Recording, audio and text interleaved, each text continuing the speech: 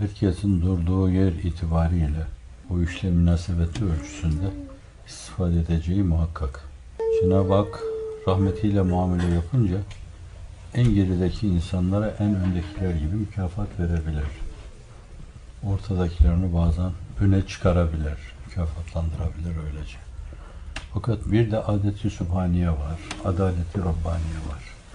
Bu açıdan meseleye bakılacak olursa şayet herkes biraz Allah karşısında duruşuna göre mükafat alır. Yani nerede duruyorsa, hangi çizgide duruyorsa. Bu meseleyi akıl, fikir, meşveret planında sevk ve idare eden öncüler vardır, piştarlar, peşvalar vardır. Erkan gibi yani çok önemlidir. Samimiyetleri, vefaları, ihlasları ölçüsünde Cenab-ı Hakk'ın onlara da teveccühü o kadardır. Bir de bunun dışında bizim gibi böyle düz inşallah talebe oluruz. Sadece işin talibidir yani. Bu işi takip eder. İmkan el verdiği ölçüde okumaya çalışır, anlamaya çalışır. Çağa göre yorumlamaya çalışır. Bunlar işte, mütedail daireler gibi.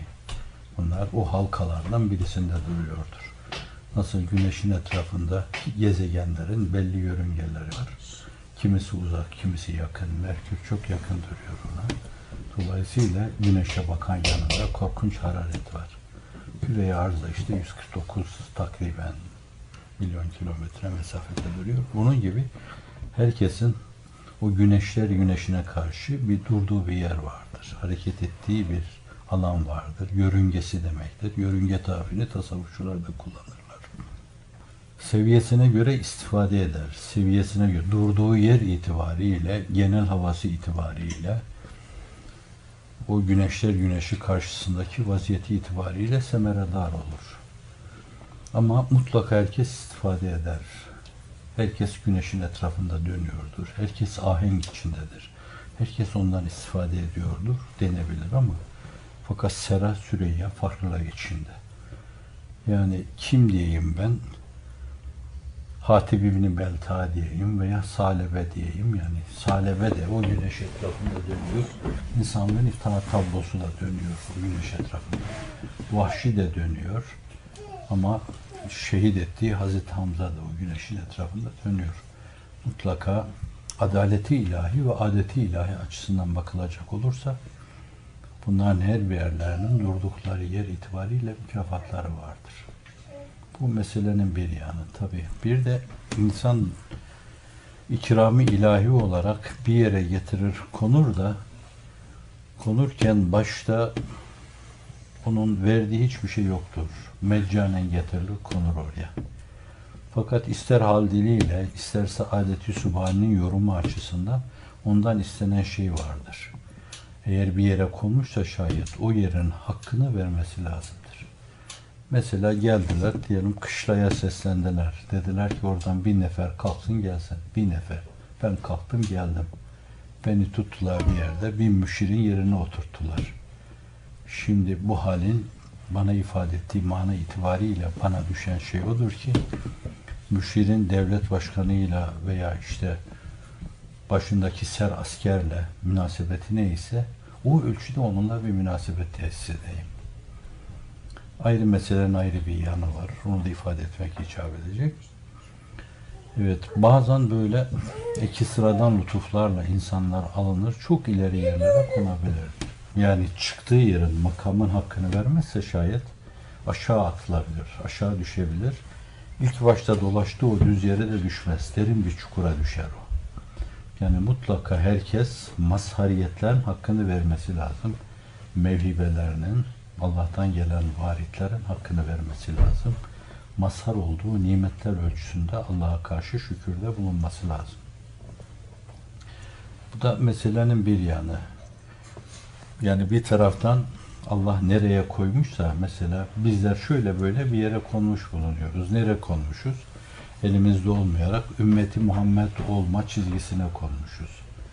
Ehli imanız elhamdülillah ve günümüzde Cenab-ı Hak hizmete uyarmış. Şöyle böyle hizmet edebileceğimiz bir yörüngeye konmuşuz.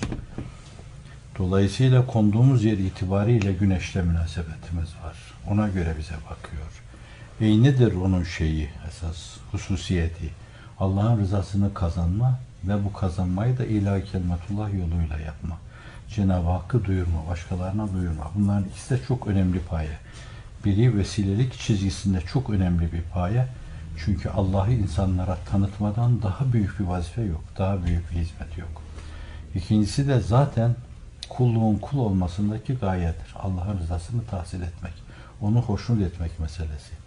Şimdi siz potansiyel olarak böyle bu türlü şeyleri yapabilmeye müsait bir konumdaysanız, öyle bir noktaya konmuşsanız şayet, sağınıza, solunuza bakıp, önünüze, arkanıza bakıp, değişik yerlerde duran insanlarla durumunuzu mukayese ederek konduğunuz yerin hakkını, konumunuzun hakkını vermeniz lazım. İnsan dikkatle bakarsa hakikaten, yani benim gibi şu masariyetlerle serfiraz bir insan burada değil de daha ileride şurada olmalıydı diyebilir insan. Bunu ölçebilir. Bu meselenin çok önemli bir yönüdür. Üstad Risale'lerde işaret ediyor. Yani biz bir nefer olduğumuz halde müşirlik vazifesiyle tavzif edilmişiz. Açıktan açığa söylüyorum. Fakat bu meselenin diğer yanı şudur. Neferliğini katiyen unutmaması lazım. Hafizanallah, ben müşir oldum artık diğerlerine faikiyetim var filan mülahazasına kapılırsa alırlar elinden onu. Yani bir taraf en büyük payelerle serfiraz edilecek, iki sıradan serfiraz edilecek. Bununla sana kulluk yapılmaz. Yani namaza duruyorum ben. Sana böyle namaz kılınmaz. Ben utanıyorum bu halimden. Fakat elimden bu kadar geliyor. Daha ilerisini, daha derinini senden istiyorum. Öyle namaz kılayım ki bıçakla bir yanımı kessinler, duymayayım. Ben sadece seni duyayım. Ağzımı açıp söylerken senin kelimelerin bana geliyor. Ben aynen ağzımda o kelimelerin tadını duymalıyım. Bütün benliğimde, kan damarlarımda deveran eden kanın içinde ben o kelimelerin lezzetini duymalıyım. Esası bu bunun. Yaptığı en büyüğü bile küçük görme. Çünkü o büyüğü yapmaya muvaffak kılan zaten o. Ona ait mesele. Onun tevfik olmadan oraya gelemezdi. Muvaffak kılmadan da onu yapamazdı. Öyleyse yani asıl menşeini unutmamalı. Başkaları sizi menşeinizin dışında müteala edebilirler. Fakat siz hep bir yumurtadan çıkmış civciv olduğunuz mülahazasıyla yaşamalısınız. Siz hep bir spermden meydana gelmiş, bir yumurtayla beraber bir işte embriyolojik safha geçirmiş, hakir mahluklar. Kur'an-ı Kerim de zaten öyle diyor yani işte. Elem nahluk min ma'in mehin diyor yani. Hor, hakir, değersiz bir damla sudan yaratıldınız diyor. Bunu hiç unutmamak lazım. Ben oyum demen lazım. Önemli bir husus. Yoksa meseleye azıcık böyle onun bizim için kaldırdığı çıtaya bakarak, yüksek tuttuğu durumumuza göre çıtaya bakarak böyle galiba biz de bu çıtanın adamlarıyız mülazasına kapılırsak tutturamayız onu. Sonra aşağıya itilme şeyi var. Devamlı ona takdim ettiğimiz şey istenen şeyin çok altında olduğu mülazasını bir lafza hatırdan çıkarmamak lazım. Biz meselenin sadece şeklini ifade ediyoruz. Yerine getiriyoruz. Ruhundan uzağız. Bir taraftan insan konumuna göre belli sorumluluklarını, Allah'ın ihsan ettiği sorumluluklarını yerine getirirken bir diğer taraftan da hiçbir zaman onun hakkını vermediği mülazasını hatırdan çıkarmaması lazım.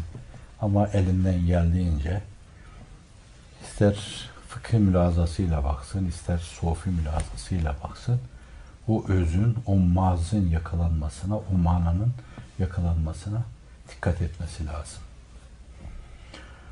Evet, bir diğer yanı şu, insan faziletleri adına, Allah'ın fazilet dediği şeyler adına yaptığı hususlar ne kadar çok olursa olsun hep küçük görmeli. Feziha adına yaptığı şeyler de ne kadar küçük olursa olsun onları da büyük görmelidir. Yani bir gecede 1000 rekat namaz kılıyorsa senin rububiyetin, benim ubudiyetim, bunları tartacak olursak o rububiyete karşı bu deryada damla sayılmaz demesini bilmesi lazım. Hiç orucunu bozmadan ömür boyu oruç tutsa, senin o uluhiyeti kamilen karşısında benim yaptığım bu şey hiçbir şey ifade etmez. Bir bid'at-ı müzcadır. Ama ben senin vefalı olduğunu biliyorum. İbrahim'e ve İbrahim'ellezî veffa, İbrahim tevfi eden, vefallar vefasısı ise sen evfasın. Vefada eşin yok, menendin yok senin. Bu kadarcık küçük bir şey takdim ediyorum ben. Bununla büyük lütuflarda bulunacağına inanıyorum demesi lazım. Büyüğünü küçük görmesi lazım. Büyüdükçe kendini küçük görme bir yönüyle büyüklük yolunda olmanın teminatıdır. Azıcık içinde ben bir şey oldum mülazası varsa şayet o baş aşağı gidiyor. İnişe geçmiş demektir. Hafizanallah. Evet. Bu açıdan Rabbimizle münasebetlerimiz zaviyesinden meseleye bakarken bir konuma göre hakkını verme ve hiçbir zaman tam o işin hakkını verdiğimiz mülazasına kapılmama. Katiyen ödeyemeyiz onu. Yerine getiremeyiz. Onun şükrünü eda edemeyiz. Allah kalilun min ibadiye şükür diyor. Hazreti Davud'u Hazreti Süleyman'a anlattığı bir yerde diyor. Ve kalilun min ibadiye şükür. Şükreden kullarım çok az.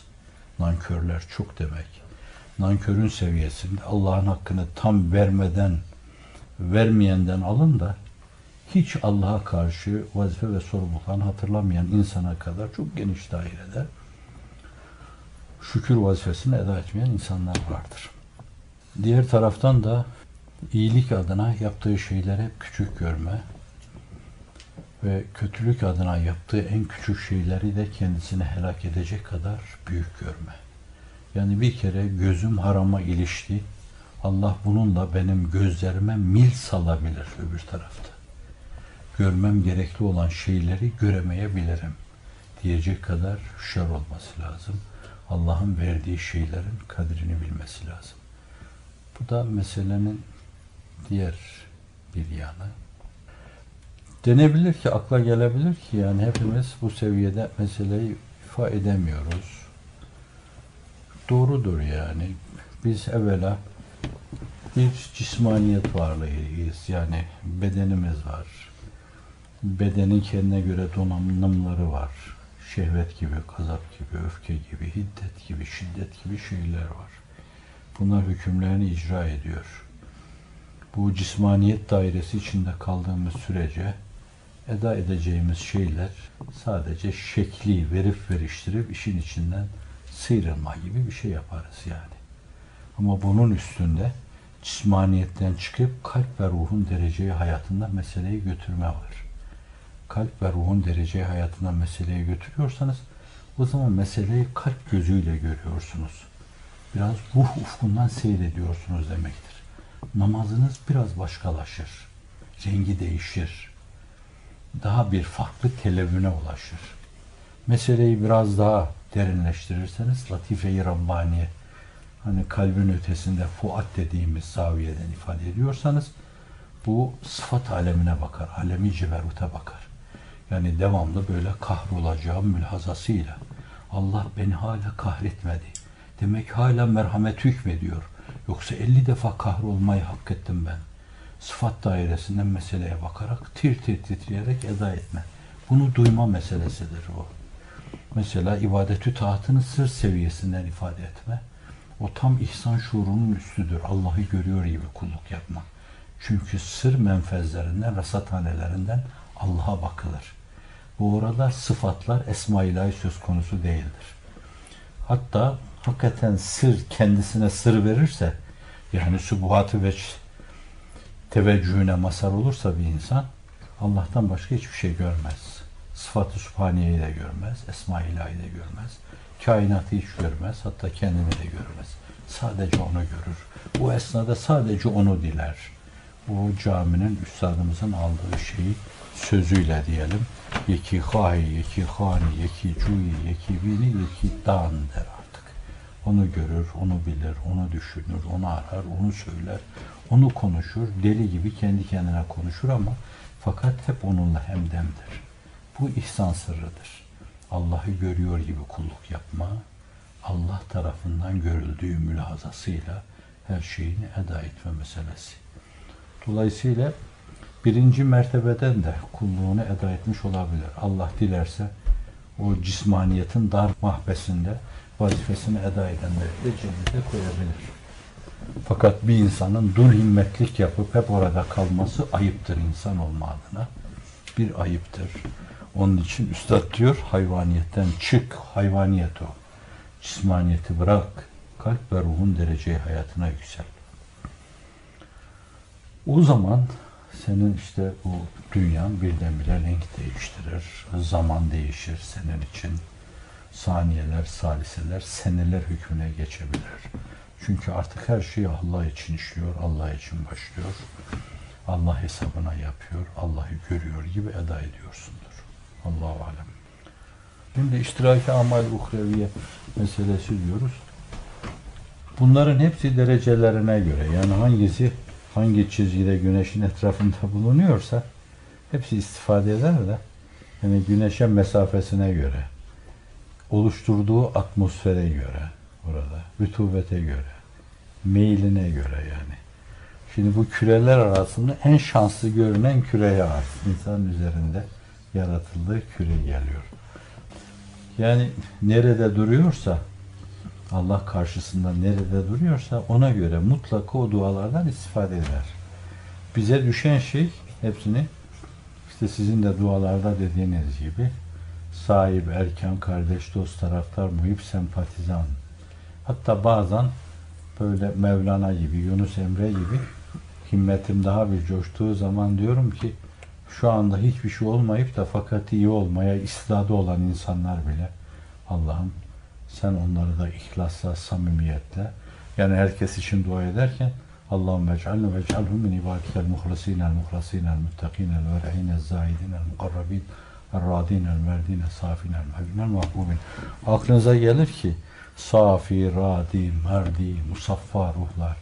Nerede sıradan insanlar, nerede bu payeler diyebilirsiniz. Sultana sultanlık, gedaya da gedalık yaraşır. Biz isteriz, dileriz. Kabul buyurmak ona ait bir şeydir. Biz kapımızın önündeki dilencilere bile sultanlara Allah'ın lütfeylediği şeyler isteyebiliriz. Evet. Ela küllâl bir iştiraki amal olabilir. Yani onlar da bize dua ettiklerinde durduğunuz yere göre bir şey gelir size. Yani mutlaka bir şey gelir de atmosferinizin müsaade ettiği şeyler gelir size. Defterinize yazılır onun dediği şeylerden. Çok ileri seviyede bir tanesi dua ettiği zaman da onun o gürül gürül duası aynı çizgiyi paylaşan insanlara, omuz omuza aynı çizgide bulunanlara dolu dolu gider. Bir adım, iki adım geride duranlara durdukları yer itibariyle biraz daha sığlaşmış olarak gelir. Biraz daha geride duranlara biraz daha sığlaşmış olarak gelir. O duadan herkes istifade eder. Ahirette herkes faydasını görür. Fakat herkes durduğu yer itibariyle, kabiliyetine göre, beşeri atmosferine göre. Nedir beşeri atmosferi? İmanıdır onun, izanıdır, İslami yaşamasıdır, İslami içinde duymasıdır, ihsan şuurudur, ihlasıdır, samimiyettir, vefasıdır, Mustafa-i Ahyar'dan olmasıdır yani. Ona göre dolu dolu gelir. Güneş bile gelirken küreye arza, ışık öyle geliyor yani. Küreye arzdaki bu atmosfer olmasa siz burada bağışlayın ışığın zırnığını göremezsiniz.